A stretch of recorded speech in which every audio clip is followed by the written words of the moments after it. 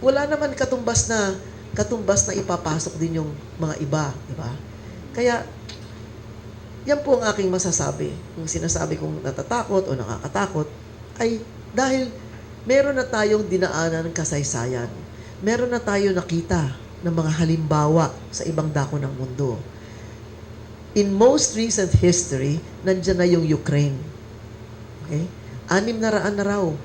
600,000 na raw na Ukrainians ang namatay. So, kung kayo ay kaibigan ng Ukraine, bakit nyo gusto 600,000 Ukrainians na mga kaibigan nyo mamatay? Dito sa ganito. Diba? Pero hindi pa sila nananalo. Kahit na ganun na karami namatay. No. Kung tingnan nyo yung Gaza, sabi nila 60,000 na namatay. Ano po itong lahat na to?